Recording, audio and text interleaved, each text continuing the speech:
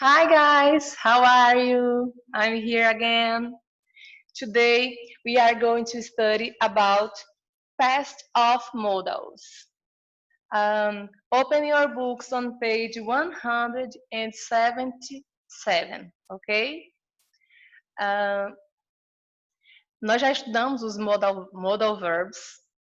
Agora nós vamos estudar o passado dos modais, certo?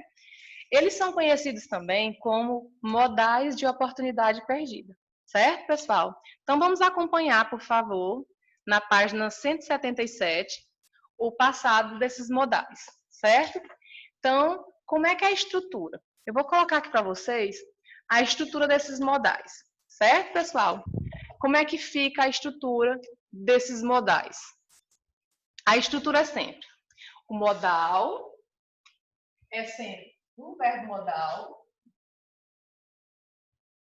mais o have mais um verbo no particípio, tá? A estrutura é sempre essa aqui. E como é que nós utilizamos isso aqui?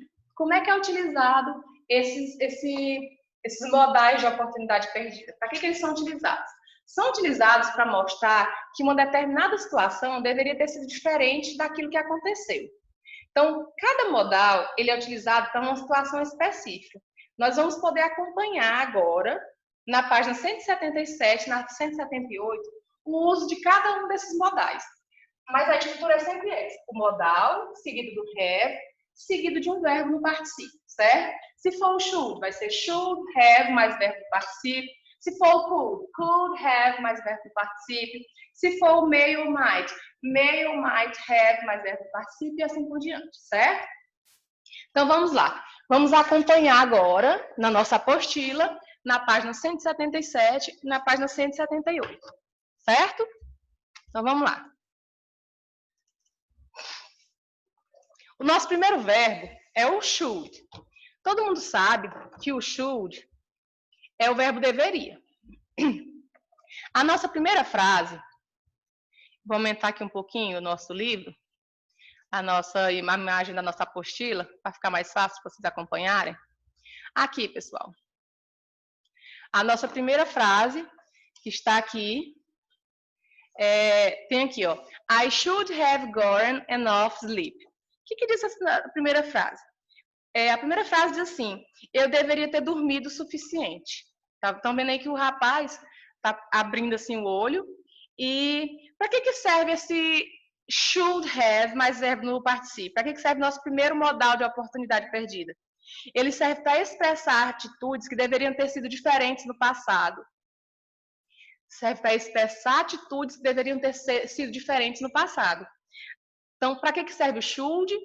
O should, o past of should, ele serve para expressar atitudes que deveriam ter sido diferentes no passado. Então, I should have gotten enough sleep. Eu deveria ter dormido o suficiente. A outra frase diz o quê? I shouldn't have gone to so many parties. Eu não deveria ter ido a tantas festas. Aqui já expressa um arrependimento, né? Eu não deveria ter ido a tantas festas. Então, para que serve o should, né? Enquanto verbo modal de oportunidade perdida. Ele serve para expressar uma atitude que deveria ter sido diferente no passado. Qual que é a estrutura que eu devo utilizar quando eu quero expressar uma atitude que deveria ter sido diferente no passado? Should mais have mais verbo no particípio, certo? Então, esse é o nosso primeiro modal de oportunidade perdida. Vamos continuar. Quem que é o nosso segundo verbo modal de oportunidade perdida? O nosso segundo verbo modal de oportunidade perdida é o could. O could, ele serve para quê?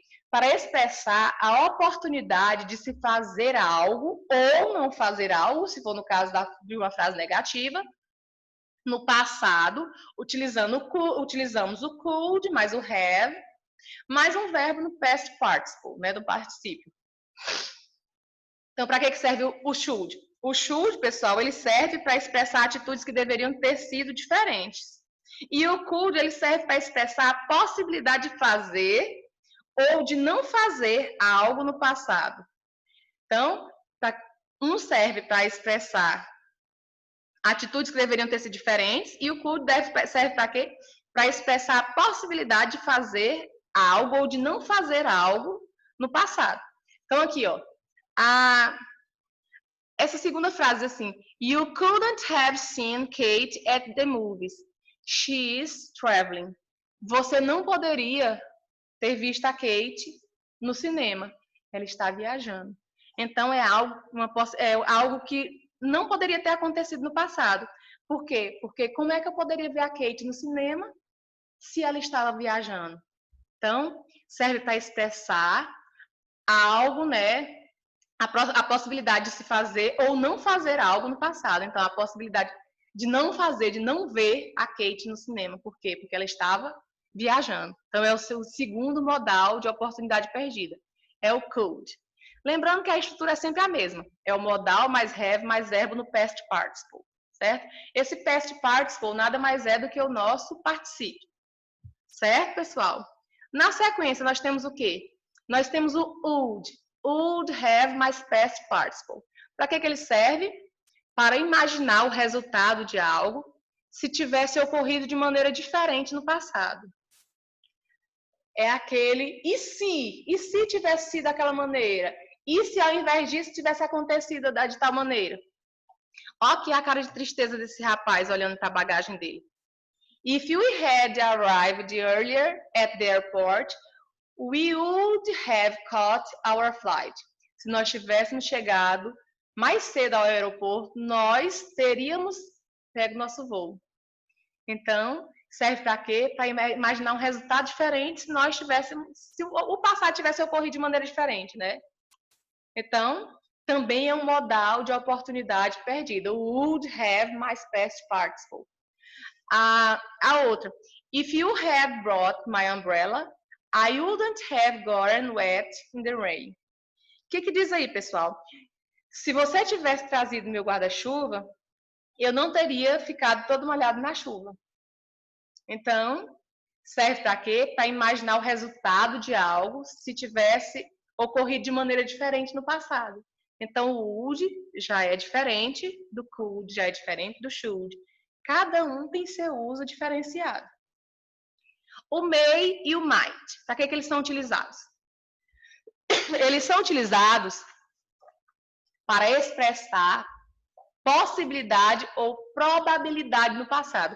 Tal qual eles são utilizados no presente, eles também são utilizados no passado. Que no presente eles também são utilizados para expressar possibilidade e probabilidade. Então, usamos o may ou might, certo? Aqui. They may have arrived hours ago. Eles podem ter chegado horas atrás. Essa frase aqui, ó. They may have arrived hours ago.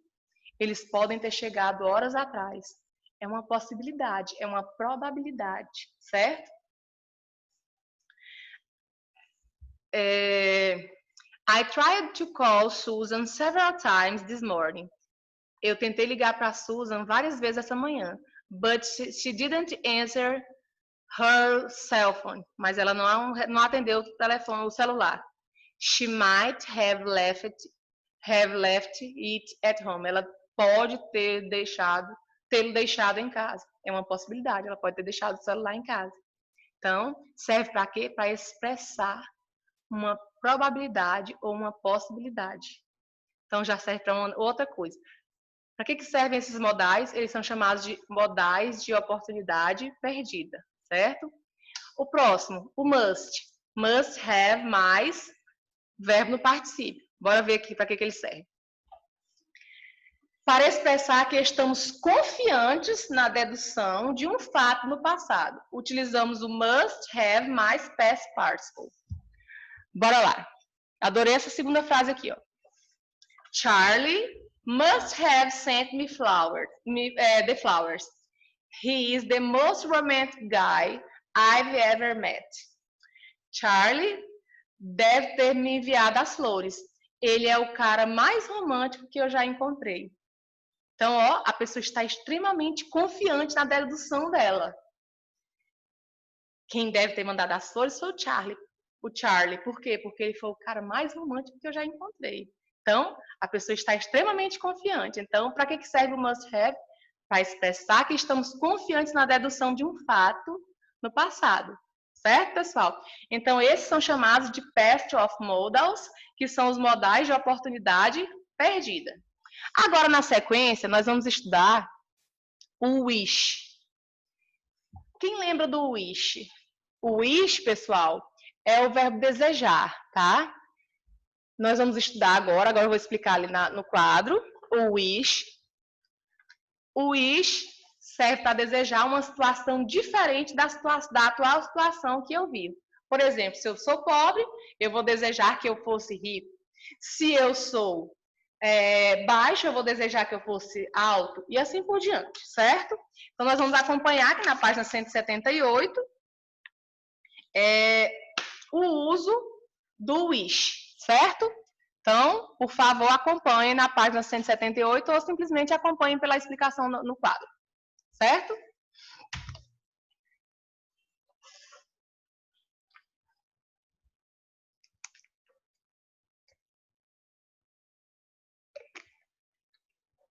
Aqui. Como é que eu faço para utilizar o wish? O wish, ele é bem simples. Sempre que eu tiver o wish, eu tenho que prestar atenção. Se o sujeito for I, vou colocar aqui o computador um pouco mais para cima, para ficar mais fácil de explicar. Se o sujeito for I, you, o nosso conteúdo é wish. Se o sujeito for I, you, we ou they, vai combinar com a forma wish. Se o nosso sujeito for he, she ou it, vamos combinar com a forma wishes. Porque a primeira parte da nossa frase, nós sempre vamos ter duas frases quando nós falarmos de wish. Eu desejo que eu... Então, vão ser sempre duas frases. Ou, se o sujeito for he, she ou it, vai ser sempre wish. Porque a primeira parte da frase é sempre no simple present. E vocês sabem que no simple present, sempre que o sujeito for he, she ou it, nós devemos acrescentar as terminações S, ES ou IES. Quando o verbo for terminado em SH, nós acrescentamos a terminação ES, certo? Então, bora lá. Primeira coisa, se a minha situação for no presente, por exemplo, I am poor. A minha situação está no simple present. Se a minha situação for no presente, quando eu for fazer o meu desejo, quando eu for utilizar o wish, eu vou utilizar o wish mais simple past, certo? Se a minha situação for no simple present, então aqui, ó, se for simple present, sempre que eu vou utilizar o wish, vai ser wish. Deixa eu colocar aqui melhor. Se a minha situação for simple present, eu vou escrever a frase utilizando wish mais simple past, certo? Então, vamos montar nossa frase aqui do simple past, usando o wish mais simple past. Se a minha frase está no presente, se eu digo que eu sou pobre, eu vou desejar que eu fosse rico, que eu fosse milionário, ou que, sei lá, que eu ganhasse na Mega Sena, que eu ganhasse na loteria, alguma coisa assim que tornasse a minha situação diferente dessa situação atual. Então, se eu sou pobre, eu vou desejar o quê? I wish I was rich. Outra coisa, se aqui, ao invés de utilizar was, eu quiser utilizar were, sem problemas, estaria correto, certo? Professora, mas eu sei que para he, she e it, eu uso I, he, she, it, eu uso a forma was. Mas nesse caso, eu posso colocar a forma were, tá? Tem essa exceção, certo, pessoal? Então, se vocês colocarem I wish I were rich, vai estar correto. Ah, professor, mas se eu colocar o was, não tem problema também, tá? As duas formas vão estar corretas. Entendido? Então, I wish I was rich. Eu desejo que eu fosse rico. I wish I were rich. Não vai estar errado também. Mas, como é mais conhecido com a forma was, no problem. Então, eu desejo que eu fosse rico. Professor, por que eu tenho que colocar que eu desejo que eu fosse rico? Porque eu tenho que colocar uma situação diferente da situação atual. Eu sempre vou desejar algo diferente da minha situação atual. E se aqui está no presente, obrigatoriamente eu tenho que utilizar o wish mais simple past, certo? Se aqui está simple present, eu tenho que utilizar o wish mais simple past. Entendido? Agora, se a minha situação fosse simple past, se eu colocasse assim, Laura broke her mobile. Laura quebrou o celular dela. Essa situação aqui já está no simple past. Se a minha situação for simple past, o que eu vou fazer? Eu vou utilizar wish mais past perfect. Ah, professora, não lembro como é que é o past perfect. Como é que eu vou fazer? Como é que eu vou fazer para eu colocar no past perfect? Porque eu não estou lembrando. Gente, o past perfect é o uso do had, nós já estamos há uns dias atrás, é utilizado o uso do had mais verbo no particípio, certo? É utilizado o had mais o verbo no particípio.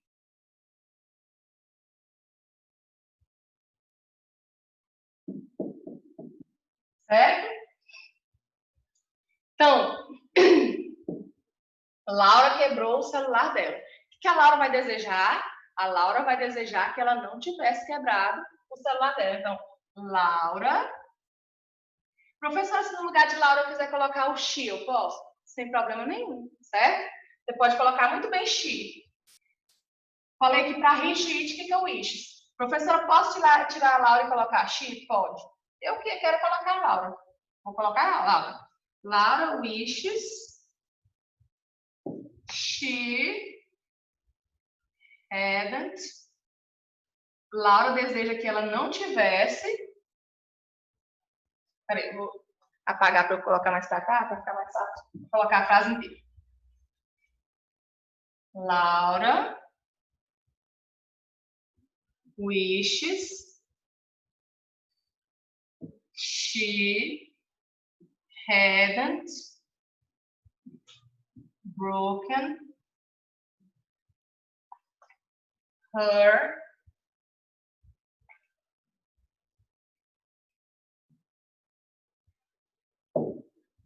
mobile. Então, ó, Laura deseja que ela não tivesse quebrado o celular dela. Então, aqui, ó, eu tenho que desejar algo que seja diferente da situação atual. Se a Laura quebrou o celular dela, ela vai desejar que ela não tivesse quebrado o celular dela. Então, aqui, ó, se aqui está no passado, aqui tem que ser o passado do passado. Se aqui está no presente, aqui tem que ser o passado. Se aqui está no passado, aqui tem que ser o passado do passado. Sempre assim, ó. Simple present, wish mais simple past. Simple past, wish mais past perfect. O que é o past perfect mesmo? Nós já estudamos há uns dias atrás. É o uso do had mais verbo no particípio. Entendido? Sempre colocando algo diferente da situação atual. Professora, posso colocar qualquer uma outra coisa? Pode, sendo que tem que ser uma coisa diferente da situação que foi dada. Entendido? Agora nós vamos estudar, pessoal, o uso do to, do so, do either e do neither, certo, pessoal? Que são coisas que nós utilizamos, são palavrinhas que nós utilizamos para expressar concordância, certo? Se vocês ainda restou alguma dúvida quanto a alguma desses assuntos que eu estou explicando, vocês podem me perguntar no meu PV, certo? Nós vamos utilizar agora essas palavrinhas que servem para expressar concordância quando alguém está falando sobre um determinado assunto. Então, vamos prestar atenção.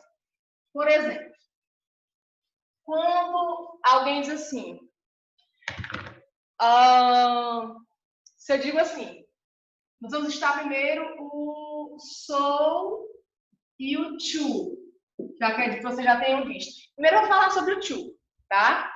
Quando eu digo assim, I am happy. I am happy. Aí, o fulano de tal quer dizer que ele também está. O que ele vai me dizer? Ele diz, me too. Eu também. Eu estou feliz. A outra pessoa diz o quê? Eu também. Eu quero dizer Maria também. Eu digo Maria too. E assim por diante. Existe uma outra maneira de dizer esse to, ao invés de usar a palavra to, eu posso utilizar as well, tá? Esse as well também é muito utilizado. Por exemplo, lá na Inglaterra, esse as well é até mais utilizado do que o to, tá? Nos Estados Unidos, o to é mais utilizado. Na Inglaterra, o as well é muito comum de ser utilizado. Ao invés de ser utilizado o to, lá eles utilizam muito o as well, certo? Então, é bem simples de utilizar o to.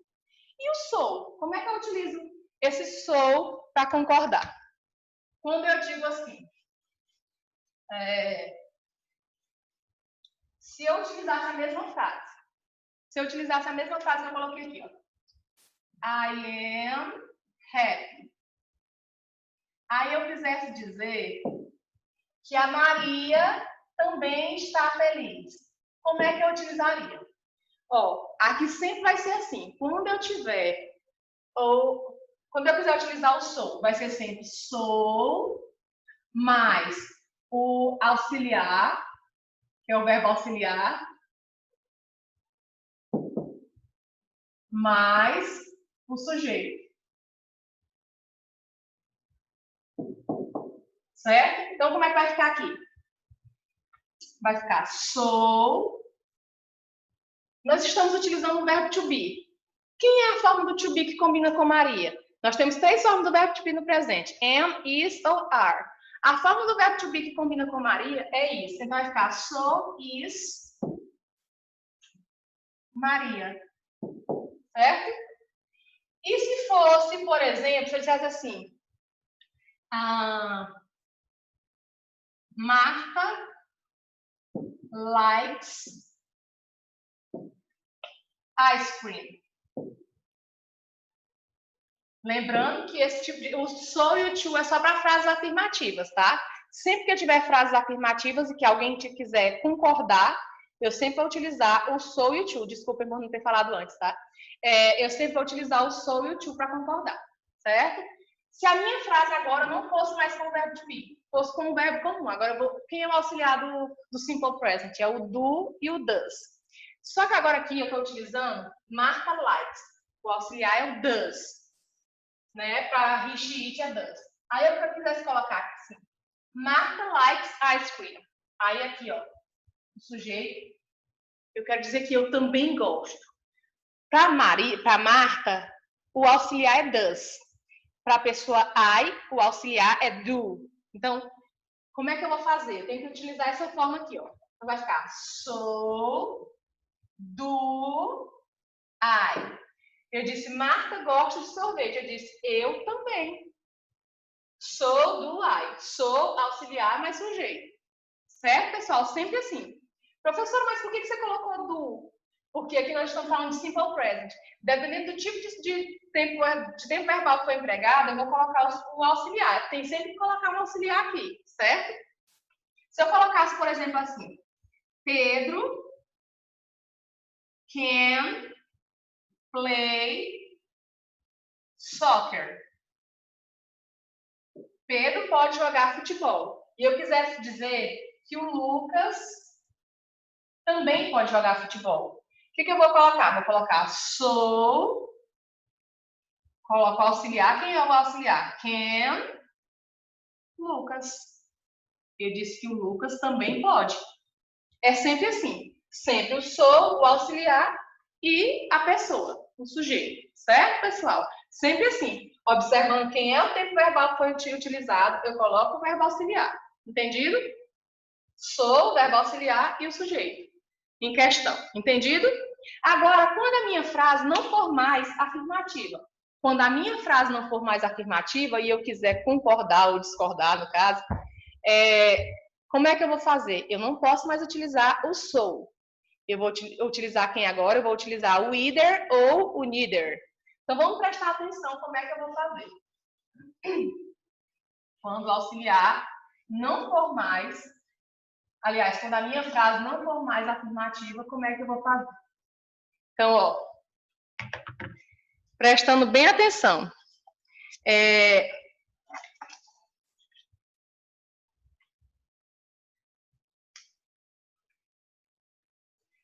Quando vai ser com neither ou vai ser com either. E qual vai ser a estrutura? A estrutura vai ser neither mais auxiliar mais sujeito. E quando for com either vai ser sujeito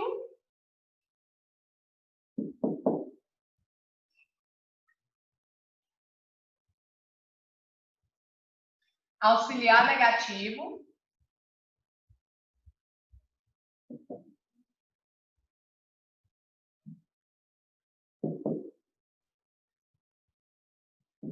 mais either, certo? A estrutura vai ser essa. Então, a minha frase sendo negativa.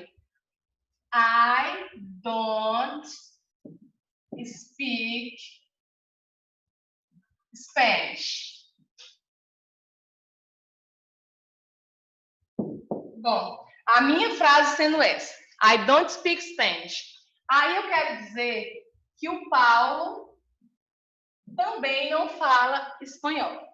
I don't speak Spanish. Eu tenho que montar uma frase com neither e uma frase com either. É só seguir essa estrutura. Eu já sei que o auxiliar é o don't. Então tá bem simples. É até mais fácil do que quando eu utilizo o so. Certo, pessoal? Então vamos ver aqui, ó. Como é que eu posso formar uma frase aqui? Primeiro com o neither. Então vai ficar neither. O que mais que eu devo colocar? Neither. Aí vem o auxiliar. O auxiliar tem que ser afirmativo. Então vai ficar do ou does. Neither does Paulo. Professora, por que tem que ser does se está don't?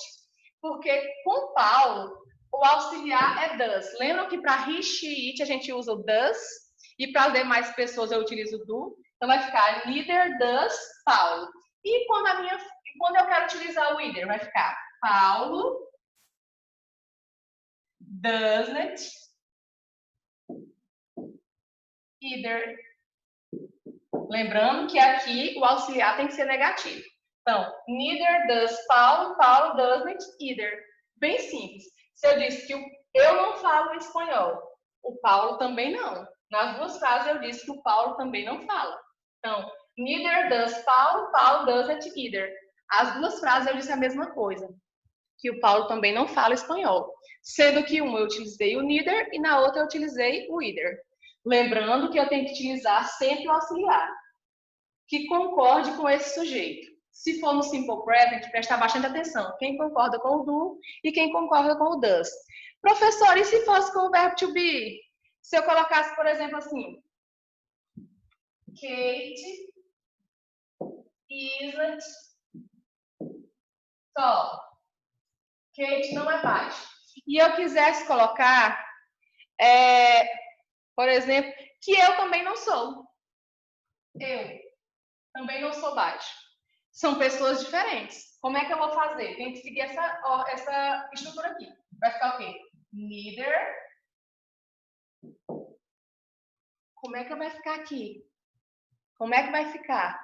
Digamos que eu quisesse colocar, não o eu, o you. Neither. Quem é o auxiliar do you é o are, né? Aliás, o verbo to be que combina com you é o are. Então vai ficar o quê? Neither, are, porque é na forma afirmativa, neither are You. E na outra forma vai ficar you aren't either. Então aqui, ó. Kate não é alta, você também não. Pronto, só isso. Então, nós temos o to e o so, o neither, either, o wish e os modais de oportunidade perdida.